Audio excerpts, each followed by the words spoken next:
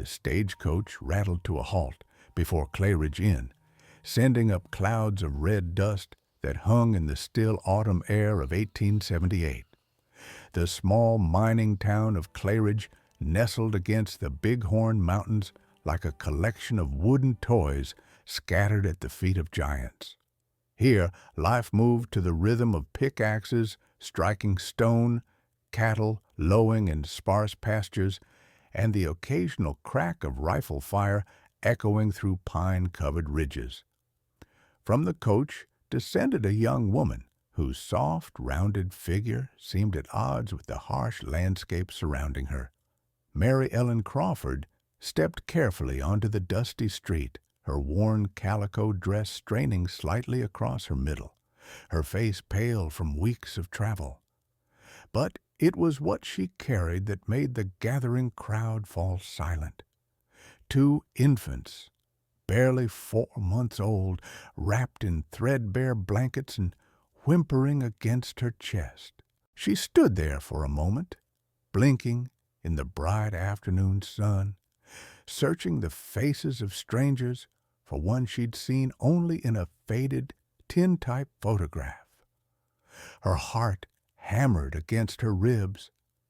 This was supposed to be her new beginning, the answer to prayers whispered in the darkness of countless desperate nights. "Mary Ellen?"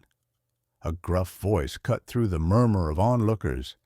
She turned to see a thick-shouldered man in a blacksmith's leather apron pushing through the crowd.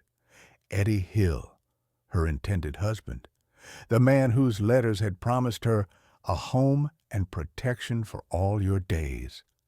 She'd traveled nearly 2,000 miles on that promise, carrying hope like a precious cargo.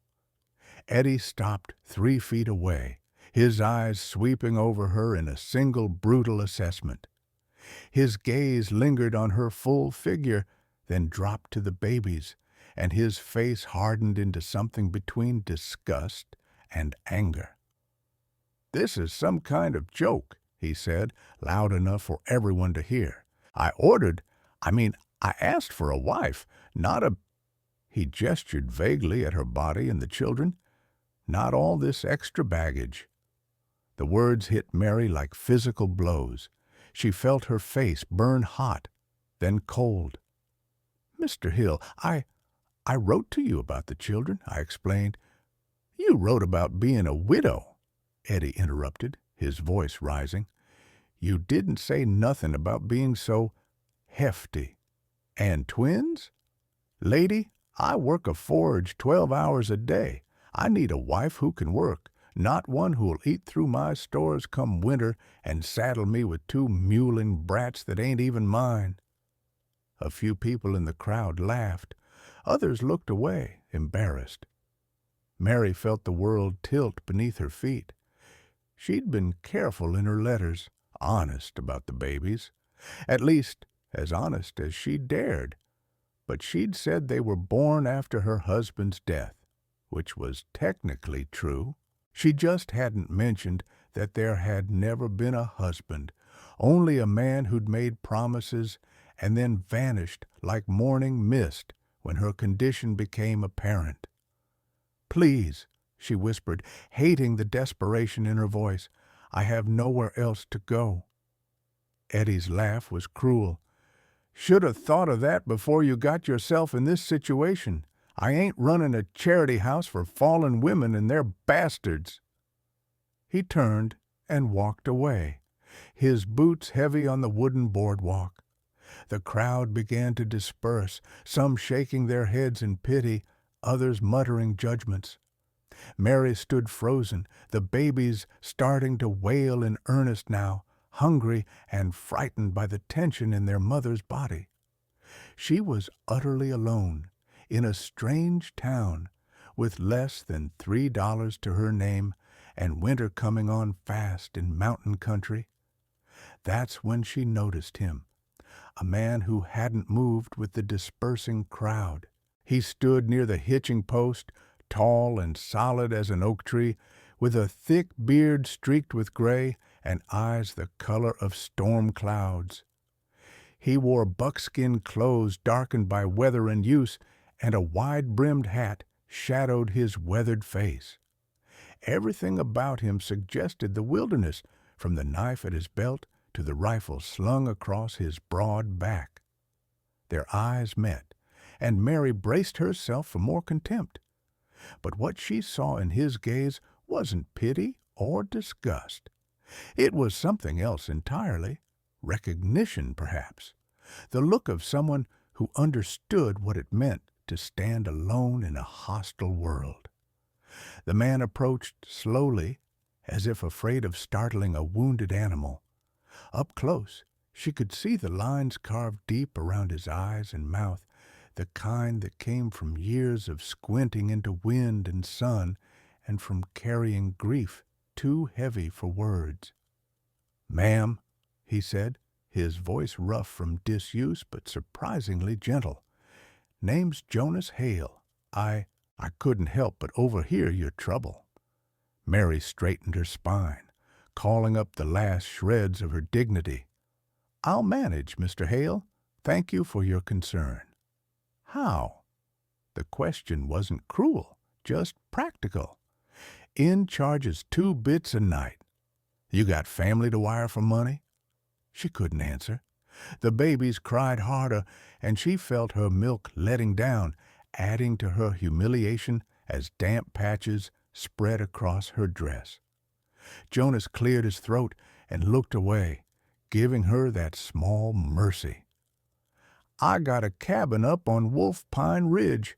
It ain't much, rough living, colder than you're probably used to, but it's got a roof and a stove, and there's game enough in the woods. You and the little ones, you could stay there, just until you figure out your next step." Mary stared at him, searching for the trap. Men didn't offer help without expecting something in return. That lesson had been burned into her heart. But when she looked into Jonas Hale's eyes, she saw only an old sadness that matched her own. "I have no money to pay you," she said quietly. "Didn't ask for any." He shifted his weight, clearly uncomfortable with the conversation. "Look, I know how it sounds. Stranger offering a woman lodging. But I swear on my dead wife and daughter's graves, I mean you no harm. I just—" He trailed off, jaw working as he struggled with words. "I just can't stand by and watch you and those babies freeze or starve, that's all." His dead wife and daughter. So there it was, the source of that bone-deep sorrow she'd recognized. He was a man who'd lost everything, just as she had. "Why would you do this?" she asked. Jonas was quiet for a long moment. Then, "Because once upon a time I needed help and didn't get it, and I've regretted it every day since." The climb up the mountain took 4 hours. Jonas had borrowed a mule from the livery, insisting Mary ride while he walked alongside, carrying both babies in a makeshift sling he'd fashioned from his bedroll. At first, Mary had protested. She was used to people treating her like a burden, not someone to be helped. But Jonas had simply placed the infants in her arms, lifted her onto the mule's back, and started walking. The trail wound through dense pine forests that smelled of sap and earth. Autumn had painted the aspens gold, and their leaves rattled in the wind like tiny bells. The higher they climbed, the colder the air became, until Mary could see her breath misting before her. She watched Jonas as they traveled. He moved with the easy confidence of someone who knew these mountains intimately, his eyes constantly scanning the trees and rocks. But what struck her most was the way he handled the babies. When little Thomas began to fuss, Jonas shifted him gently, murmuring low sounds that weren't quite words but somehow soothed the infant. When Emma Jean needed her blanket adjusted, his large, calloused hands moved with surprising delicacy. These weren't the actions of a man uncomfortable with children. These were the practiced movements of someone who'd once been a father. "How old were they?" Mary asked quietly. "Your wife and daughter?" Jonas didn't break stride, but she saw his shoulders tense. "Lily was 6. Sarah was 23. His voice was flat, carefully emptied of emotion. "Scarlet fever swept through the settlement. Took them both in 3 days. "I'm sorry. Was 5 years ago. Seems like yesterday. Seems like a lifetime." He paused to shift Thomas to his other arm. "What about you? Your husband? How'd he die?" Mary felt ice slide down her spine. She'd known this question would come, had rehearsed various lies during the long journey west. But something about Jonas's frank honesty made the prepared deceptions stick in her throat. "There was no husband," she said, the words barely audible. "There was a man who promised to marry me, got me with child, then disappeared when I told him. My parents had both passed by then, the neighbors. They made it clear I wasn't welcome to stay. She waited for his judgment, for him to set her down and walk away like Eddie Hill had. Instead, Jonas just nodded slowly. That why you answered the mail-order bride advertisement? Figured it was your only chance?" "Yes." The admission felt like a weight lifting. "I told Mr. Hill about the babies. I was honest about that, at least. But I let him believe I was a widow. I thought if he knew the truth, he'd never agree." "Reckon you were right about that. Eddie Hill's meaner than a snake and twice as stupid." Jonas adjusted his grip on Emma Jean, who'd started to squirm. "For what it's worth, ma'am, I don't hold with judging folks by their worst moments. We've all got things we're ashamed of." The simple acceptance in his words made Mary's eyes burn with unshed tears. She'd been braced for condemnation for so long that kindness felt foreign, almost painful. They walked in silence after that, the only sounds the mules' hooves crunching on rocky ground and the whisper of wind through pine needles. As they climbed higher, Mary began to see why Jonas had chosen this remote place. The views were breathtaking, vast stretches of wilderness rolling away in every direction, mountains piling upon mountains until they blurred into the distant blue of sky. Finally, just as the sun was beginning to sink toward the western peaks, they emerged into a small clearing. Jonas's cabin stood at its center, a sturdy log structure with a stone chimney and a covered porch. It was larger than she'd expected, well built and carefully maintained. A small barn stood nearby, and she could see a chicken coop and what looked like a winter garden plot, now mostly harvested. "Home," Jonas said simply. He handed her the babies and helped her down from the mule. "It ain't fancy, but it's warm and dry. Come on, I'll show you around." The cabin's interior surprised Mary. She'd expected a typical bachelor's dwelling, sparse, dirty, barely functional. Instead, she found a space that, while simple, showed clear signs of care. The main room held a large stone fireplace, a sturdy table with 4 chairs, and built-in shelves lined with books. A separate sleeping area had been partitioned off with a curtain, and she could see a real bed frame with a thick mattress stuffed with what smelled like fresh pine needles. "You can have the bedroom," Jonas said, setting her bag down. "I'll sleep out here by the fire." "Mr. Hale, I can't take your bed." "It's Jonas, and yes, you can. You're nursing 2 babies. You need proper rest." He moved to the fireplace and began building up the fire with practiced efficiency. "I'll bring in some water for washing. There's a spring house out back stays cold even in summer. Got some venison stew from yesterday I can warm up." Mary settled the babies on the bed, her mind reeling. Everything about this situation defied her expectations.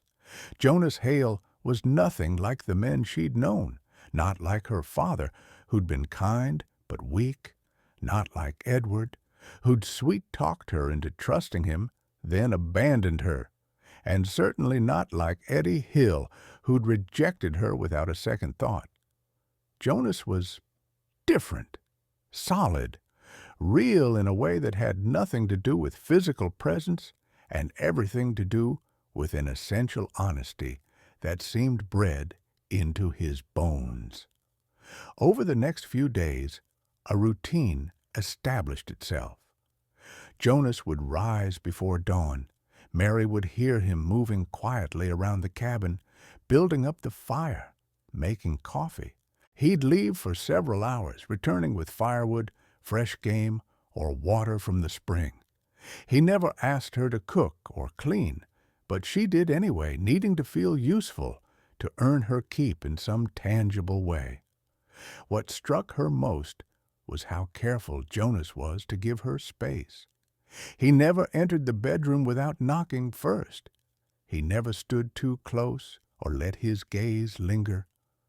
When the babies cried at night, which they did often, their little system still adjusting to the altitude, she'd hear him get up and pace the main room, his footsteps a quiet comfort in the darkness. He was, she realized, a man trying desperately not to care too much. She recognized it because she was doing the same thing. But caring, she was learning, wasn't something you could simply choose not to do. It started with small things. Jonas leaving the choicest pieces of venison in the stew pot for her, claiming he preferred the tougher cuts, the way he'd quietly repaired the rocking chair he'd pulled from storage, knowing she'd need it for feeding the babies. How he'd appeared one morning with soft rabbit pelts he'd spent the previous evening cleaning and treating, perfect for lining the baby's basket against the growing cold. "Thought they might need these," he'd mumbled, not meeting her eyes. "Getting colder up here." And Mary found herself watching him, too, noticing how his hands, so large and rough, could be incredibly gentle when he helped her carry in water buckets that were too heavy for her. How he'd carved tiny wooden figures, a horse, a bear, a bird, and left them by the baby's basket, pretending he didn't know where they'd come from when she asked. How he'd sit by the fire in the evenings, his face drawn with a loneliness so profound it made her chest ache. One night, about 2 weeks after her arrival, Mary woke to hear one of the babies crying.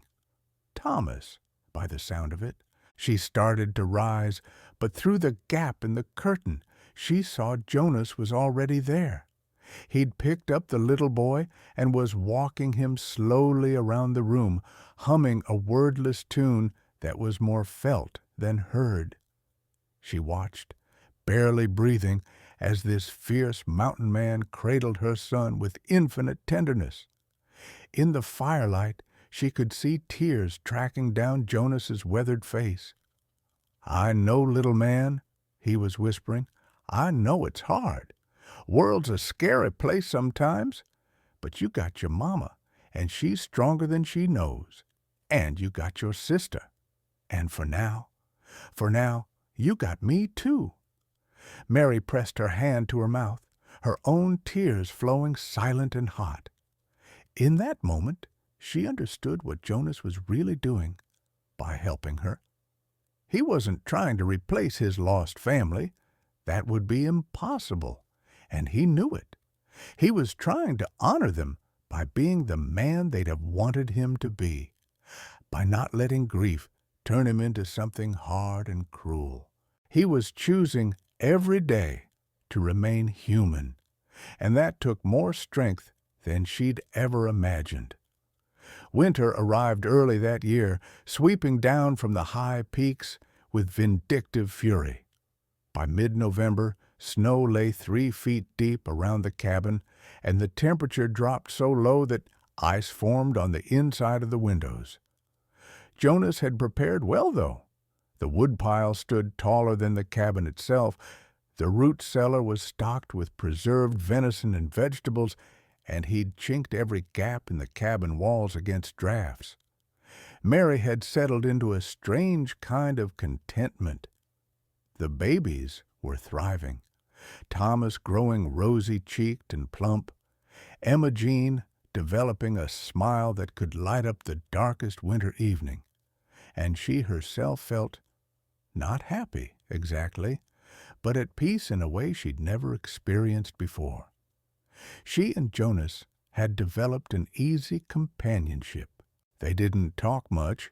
He wasn't a man of many words, but the silence between them felt comfortable rather than awkward. Sometimes in the evenings, he'd read aloud from his small collection of books while she mended clothes or knitted tiny socks for the babies.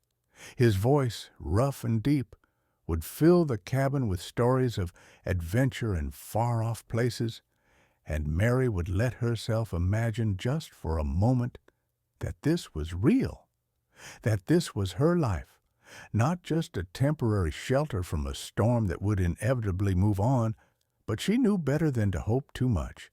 Hope was dangerous. Hope led to trust, and trust led to devastation when it was inevitably betrayed. Everything changed on a gray afternoon in late November. Jonas had gone down the mountain to trade pelts for supplies at Clay Ridge. He'd been reluctant to leave, eyeing the heavy clouds building over the peaks. But they needed flour and salt, and the weather report suggested they had a day or two before the next big storm hit. Mary was alone with the babies when she heard the horses. At first, she thought Jonas had returned early, but the sounds were wrong. Too many horses moving too fast, accompanied by harsh laughter and shouted curses. She hurried to the window and felt her blood turn to ice. 5 men on horseback were approaching the cabin. Even from a distance, she could see they were rough types, the kind of men who lived outside the law, preying on isolated settlements and travelers. She recognized the type. They'd passed through her hometown once, leaving behind burned buildings and grieving families. The Crow Ridge Riders. Jonas had mentioned them once, warning her to bar the door if she ever saw strangers approaching while he was away, but she'd been in the middle of laundry, and the door stood open to air out the cabin. Mary grabbed the babies and ran for the bedroom, her heart hammering so hard she thought it might burst. She could hear the men dismounting now, their boots heavy on the wooden porch steps. "Well, well," a voice called out. "Looks like somebody's home, and from the smell of that stew pot, they're expecting company." "Boss said the mountain man keeps gold up here," another voice added, "from his mining days before he went savage. Let's just take what we want and go. I don't like being up this high with weather coming in." Mary pressed herself against the far wall of the bedroom. The babies clutched to her chest. Emma Jean began to whimper, sensing her mother's terror. The door crashed open. Heavy footsteps moved through the main room. She could hear them overturning furniture, smashing dishes, rifling through Jonas's few possessions. Her mind raced. Jonas kept his rifle with him, always. But there was a pistol. She'd seen him cleaning it once, though she'd never asked where he kept it. "Hey!" A man's voice, closer now. "I hear something back here."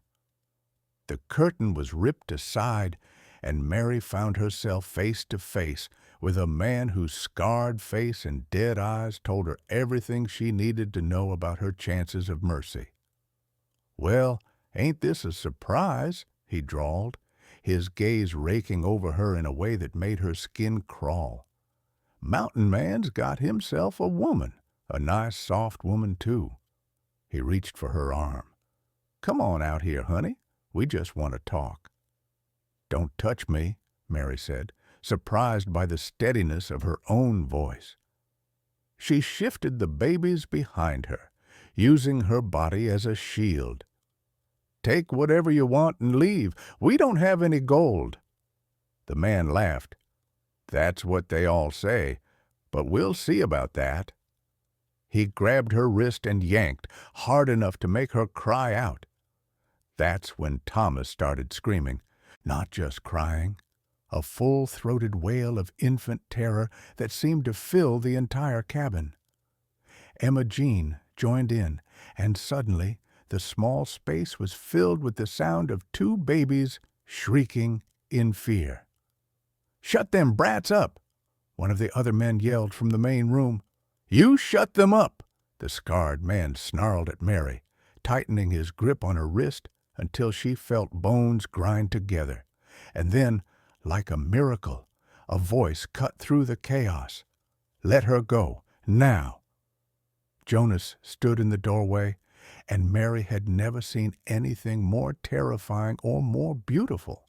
He was covered in snow, his rifle aimed steady at the scarred man's chest, and his eyes held a cold promise of violence that made even the hardened outlaw hesitate. "There's 5 of us and 1 of you," the scarred man said, but his voice had lost some of its confidence. "True," Jonas agreed, "but I can put a bullet through your head before any of your friends can clear leather, and then it'll be 4 of them and 1 of me, and I like those odds better." He stepped fully into the cabin. "Last chance, walk away, now." For a long moment, nobody moved. Then the scarred man released Mary's wrist and stepped back, hands raised in mock surrender. "Easy, mountain man. We're just looking for shelter from the storm. Didn't mean no harm." "You came into my home uninvited. You put hands on her. That's harm enough." Jonas's voice was flat, emotionless, the voice of a man who'd killed before and wouldn't hesitate to do it again. "Get out. Tell your friends outside that if I see any of you near this ridge again, I won't bother with warnings." The men filed out slowly, keeping their hands visible. But as the scarred man passed Jonas, he leaned in close enough that only Jonas could hear. Whatever he said made Jonas's jaw clench, his finger tightening fractionally on the trigger, but he didn't shoot. He just watched as the 5 riders mounted up and disappeared into the trees, swallowed by the gathering snow. Only when they were completely gone did Jonas lower his rifle. His hands were shaking. He turned to Mary, and the careful control shattered. "Are you hurt? Did they—" "I'm fine," she said quickly. "They didn't—" "We're fine." But she wasn't fine. Now that the danger had passed, reaction set in. Her legs went weak, and she started to sink toward the floor. Jonas caught her before she could fall, one arm supporting her weight, while his other hand gently checked her and the babies for injuries. "I should have been here," he said, his voice rough with self-recrimination. "I should never have left you alone if he'd... But they didn't. You came back in time." Mary looked up at him, seeing the terror in his eyes, not for himself, but for her, for them. "We're safe because of you." "I can't," Jonas said, and his voice broke. "Mary, I can't lose anyone else. I can't. When I saw that bastard's hands on you, He stopped, squeezing his eyes shut. "I told myself I wouldn't care, told myself you were just someone I was helping until you could get back on your feet. But I'm a liar. I care. God help me, I care so much it terrifies me." The babies had stopped crying, soothed by the steady rumble of Jonas's voice and the safety of being held between their mother and this man who'd become their protector. Mary looked down at them, then back up at Jonas. "I'm scared, too," she whispered.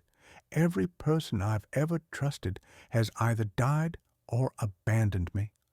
I told myself I'd never let anyone close again, that it hurt too much when they left. Mary, but you're different, Jonas. You've never made me feel like a burden. You've never looked at me with disgust or pity. You see me, not the mistakes I've made or the ways I don't fit what people expect. Just me. Her voice dropped even lower. And I think I'm falling in love with you, and it scares me more than those men with their guns ever could. Jonas stood utterly still, as if one wrong move might shatter this fragile moment.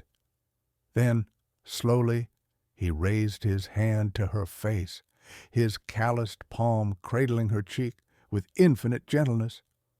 I loved my wife, he said quietly, loved her with everything I had. When she died, I thought that was it, that I'd used up my capacity for love and would spend the rest of my days hollow and alone. His thumb brushed away a tear she hadn't realized had fallen. But then you came stumbling into town with these babies, and you looked so lost and so fierce at the same time, and something in me recognized something in you. We're both survivors, Mary, both scarred, both convinced we don't deserve another chance at happiness. Do we? She asked. Deserve it, I mean? Jonas smiled, and it transformed his weathered face. I don't know, but I'm tired of punishing myself for still being alive. I'm tired of being alone, and if you'll have me, all of me, broken parts and all, then I want to try. I want to be a family with you, with them. He nodded toward the babies. I want to be their father, not their replacement father, but a real father who loves them because they're yours and because they're themselves. Mary felt something crack open in her chest, some carefully maintained wall she'd built to protect herself from more disappointment. And instead of the pain she'd expected, what flooded through was warmth, hope, the terrifying, exhilarating possibility of something real. Yes, she breathed, yes, I'll have you, all of you, broken parts and all. Jonas pulled her close, the babies squished safely between them, and pressed his forehead to hers. For the first time in 5 years, he let himself feel something other than grief. He let himself feel joy. Outside, the storm broke over Wolf Pine Ridge, burying the world in white. But inside the cabin, wrapped in each other's arms, they were warm, they were safe, they were home. Winter deepened, and with it, the bond between Jonas and Mary grew stronger. They moved carefully at first, both of them gun-shy and uncertain how to navigate this new territory. But slowly, tentatively, they began building something neither of them had dared hope for, a real life together. Jonas taught Mary how to shoot his rifle, insisting she needed to be able to defend herself if trouble came calling again. She proved to be a surprisingly good shot, her soft appearance hiding a steady hand and sharp eye. He also showed her how to read the weather in the shape of clouds and the behavior of animals, how to identify animal tracks in the snow, and which plants could be used for medicine. In return, Mary brought warmth back to the cabin in ways Jonas hadn't even realized he'd missed. The smell of bread baking, the sound of humming while she worked, the sight of tiny clothes hanging to dry by the fire. She organized his chaotic collection of books, mended his threadbare shirts, and somehow made the austere cabin feel like an actual home. And the babies, God, the babies. Jonas had been terrified at first, convinced that caring for them would only reopen old wounds. But Thomas and Emma Jean wormed their way into his heart with an inevitability he couldn't fight even if he'd wanted to. He carved them a cradle that rocked smoothly by the fire. He fashioned tiny snowshoes so they could sit safely in the snow while he worked outside. He told them stories about the mountains and the animals, speaking to them as seriously as he would to adults, which never failed to make Mary smile. One evening in late December, with snow piled so high against the walls that the windows were half buried, Mary looked up from the sock she was darning to find Jonas watching her with an expression she couldn't quite read. "What?" she asked, self-conscious suddenly.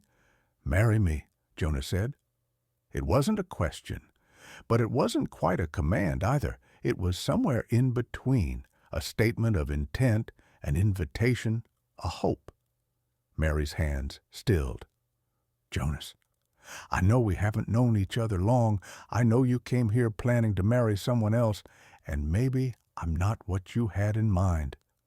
But I love you, Mary. I love those babies like they're my own blood. And I want to make it official. I want the whole town to know that you're my wife and they're my children, and anyone who has a problem with that can answer to me."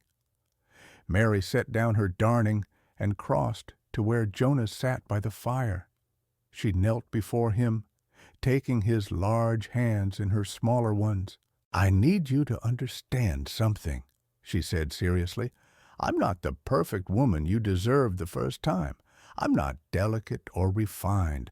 I've made mistakes, terrible mistakes that resulted in these babies. People will always whisper about that.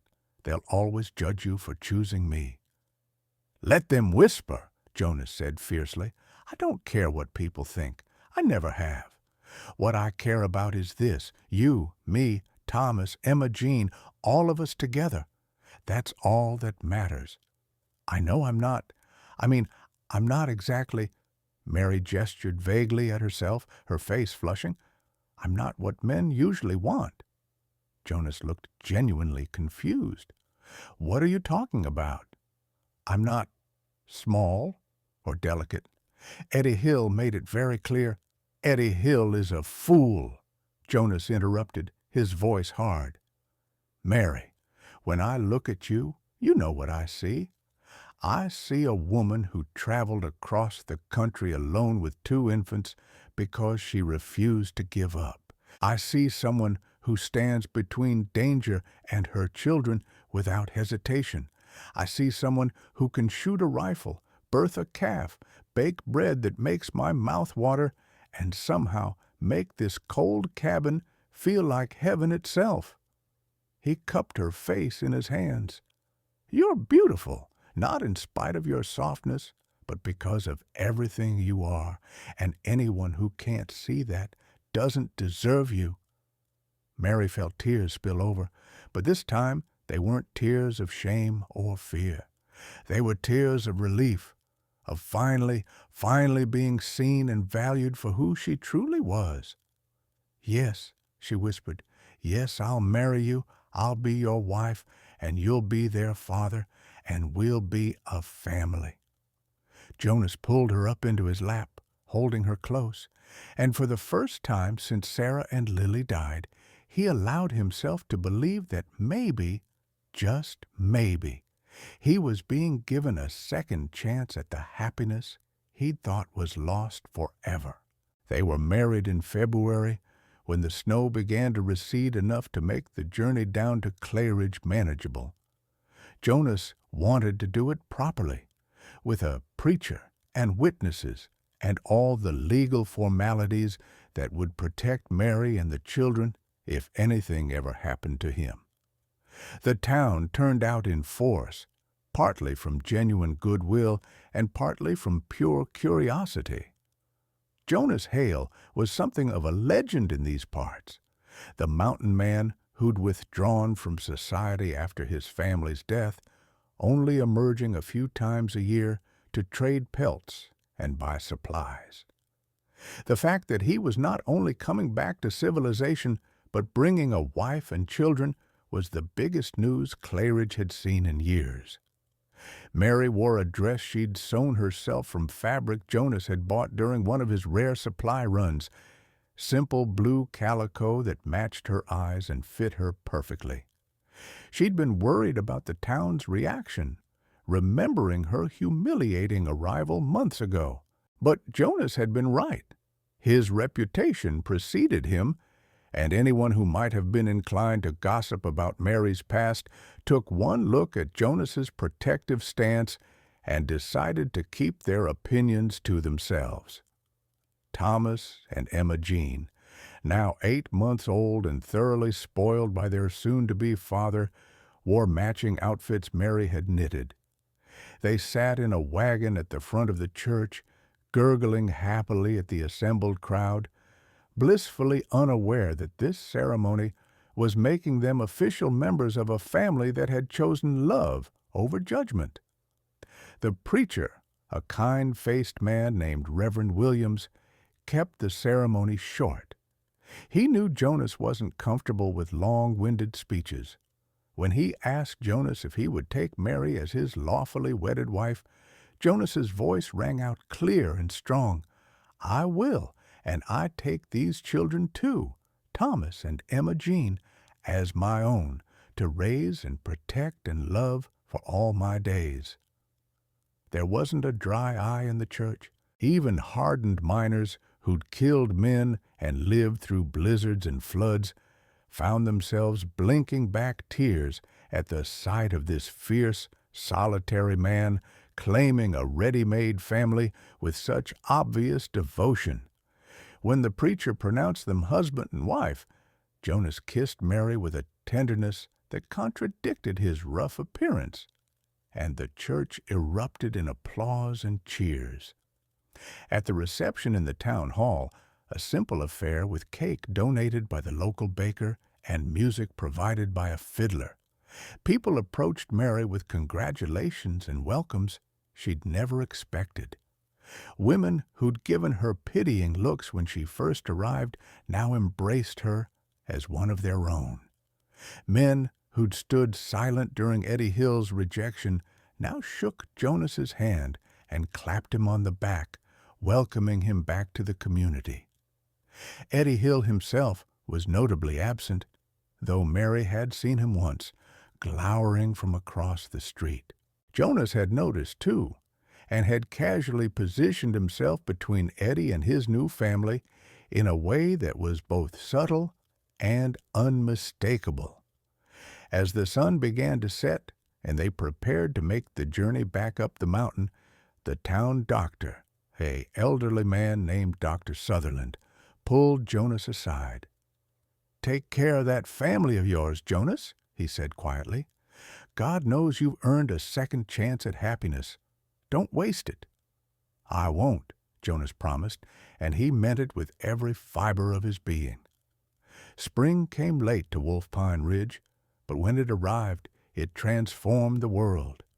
Snow melted into rushing streams, wildflowers carpeted the meadows, and the forest came alive with birdsong and new growth. Mary had never experienced anything like it. After months of being snowbound, the sudden explosion of life and color felt like a miracle. The babies were thriving.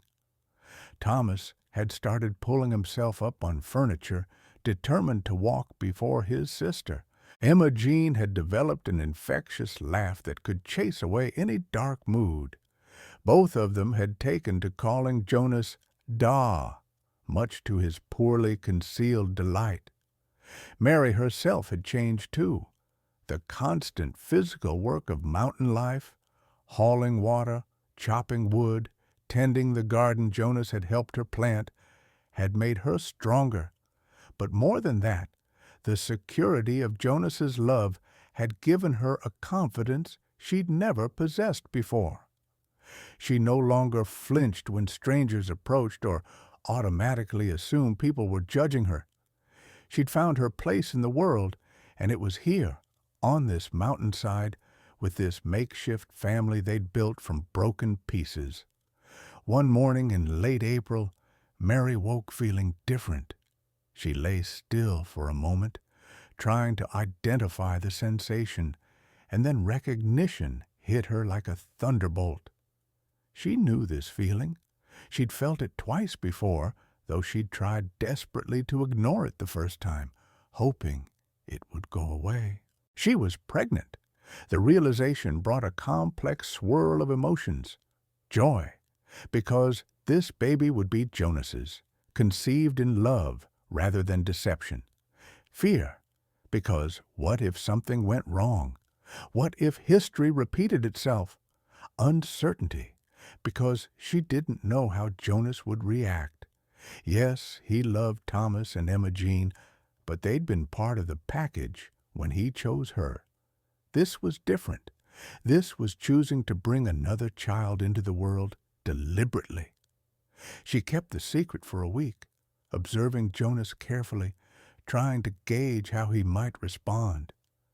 She watched how he was with the twins, patient when they were fussy, playful when they were happy, tender in ways that still sometimes made her breath catch.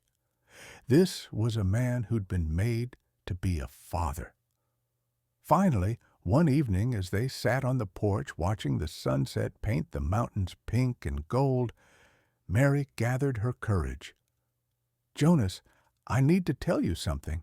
He turned to her immediately, concern flickering across his face. "What's wrong? Are you sick?" "No, not sick. She took a breath. "I'm expecting a baby. Our baby." Jonas went very still, so still that Mary's heart began to race with anxiety. Had she been wrong? Did he not want? Then he stood up abruptly and walked to the edge of the porch, his back to her. His shoulders were shaking. "Jonas?" Mary stood too, approaching him cautiously. "Please, say something. If you don't want—" He turned, and she saw his face was wet with tears. But he was smiling, a huge, unguarded smile that transformed him. "I never thought I'd have this again," he said hoarsely. "A child that's mine from the moment it's conceived. I love Thomas and Emma Jean with everything I am, Mary. But this—" He placed his hand gently on her stomach. "This is a miracle I didn't dare hope for." Mary felt her own tears start. "You're happy?" "Happy doesn't even begin to cover it."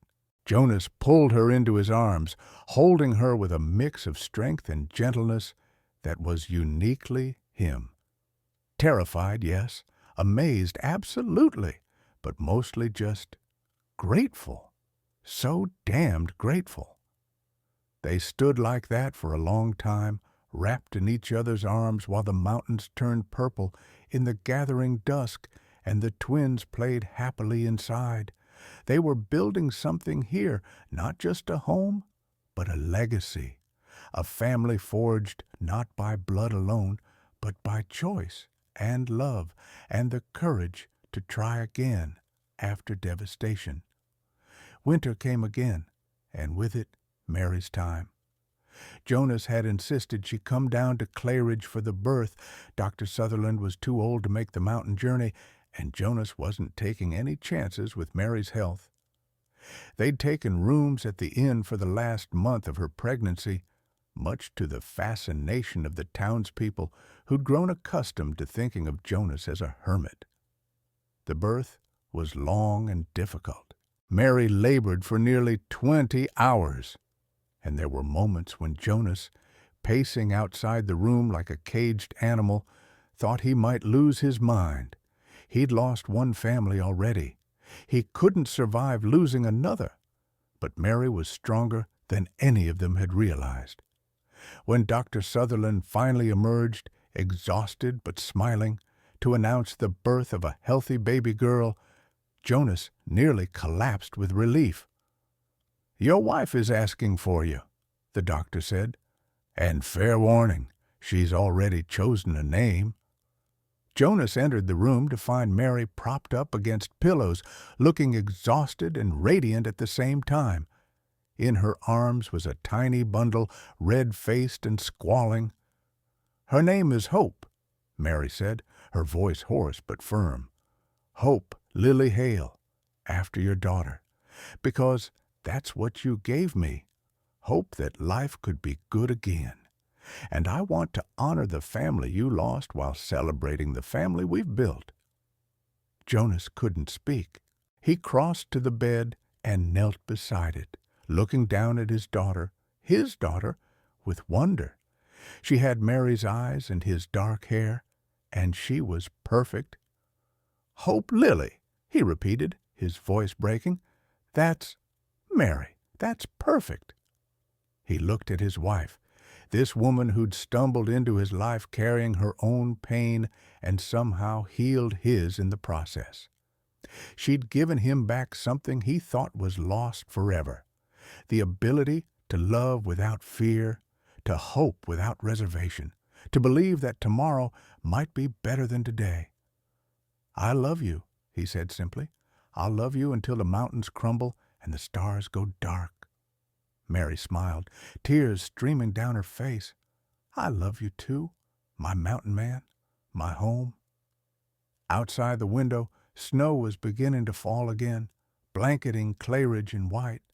But inside that room, a family was being reborn, cobbled together from broken pieces, held together by love, and somehow more beautiful for having been broken first.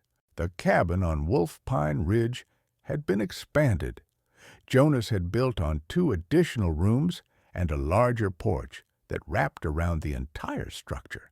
A proper barn stood near the house, sheltering 3 horses, 2 milk cows, and an assortment of chickens. The garden had grown to half an acre, and Mary's preserves were famous throughout Clayridge. On this particular spring morning, the yard was full of life and noise. Thomas, now 6 years old, was showing his younger sister Hope how to skip stones in the creek that ran beside the property. Emma Jean, always the practical one, was helping Mary hang laundry while keeping an eye on the newest addition to the family, 2-year-old Samuel, who was attempting to catch a particularly uncooperative chicken. Jonas stood on the porch, a cup of coffee in hand, watching his family with contentment that still sometimes caught him by surprise. After so much loss, so much pain, he'd somehow found his way back to joy. "Da!" Hope came running up, her dark hair flying behind her. "Tommy says I can't skip stones as good as him, but I can. Watch." She grabbed his hand and tugged him toward the creek. Jonas allowed himself to be led, winking at Mary as he passed. She smiled back, that radiant smile that still made his heart skip. As he knelt beside Hope, showing her the proper angle for stone skipping, Thomas came to stand on his other side. The boy, his boy in every way that mattered, leaned against him with easy affection. "Da, when I'm bigger, can I have a cabin on the mountain too, like you?" Jonas ruffled Thomas's hair. "Maybe, but first you've got to learn to survive a winter up here. It's not easy." "I know, but you'll teach me, right?" "I'll teach you everything I know," Jonas promised. "All of you. How to read the weather, how to track game, how to survive when things get hard." He looked at his children, all his children, blood and chosen both. "But most important, I'll teach you that family isn't just about who you're born to. It's about who you choose, who you fight for, who you come home to at the end of the day." Emma Jean had joined them now, and even little Samuel came toddling over, abandoning his chicken chase. They clustered around Jonas like planets orbiting the sun, and he felt a swell of emotion so powerful it nearly knocked him over. This was what he'd survived for. This was why he'd kept going after Sarah and Lily died, even when every day felt like walking through broken glass. Because somewhere in the future, this moment was waiting. This perfect, chaotic, beautiful moment with the family he'd built from the ashes of his grief. Mary came to stand beside him, slipping her hand into his. She was rounder now than when they'd met, softer from years of good eating and happiness. Jonas thought she'd never been more beautiful. "Are you happy?" she asked quietly, a question she still sometimes needed answered. Jonas looked at their children, at the home they'd built together, at the mountains rising eternal behind them. He thought about the journey that had brought them here, his devastating loss, her desperate arrival, the broken pieces that had somehow fit together to make something whole. "More than I ever thought possible," he said truthfully. Then he squeezed her hand and smiled. "Let's go home." They walked back to the cabin together, their children running ahead, their laughter echoing off the mountains. And if Jonas glanced up at the sky and silently thanked Sarah and Lily for giving him the strength to love again, well, that was between him and the vast Montana sky that held all his secrets. The obese girl who'd arrived in Claridge with twin babies and a heart full of shame had found something she'd never expected. Not just acceptance, but belonging. Not just shelter, but home. Not just survival, but a life worth living. And the mountain man who'd thought himself dead inside had learned that hearts are stronger than we know, capable of breaking, yes, but also of healing, of loving again, of building new families from the ruins of old ones. Together, they'd proved that sometimes the people who've been broken are the ones who know best how to build something that lasts. That love doesn't need perfect people. It just needs people willing to try. And that happy endings aren't found. They're made, one brave choice at a time, in the shadow of mountains that have seen it all before and will see it all again.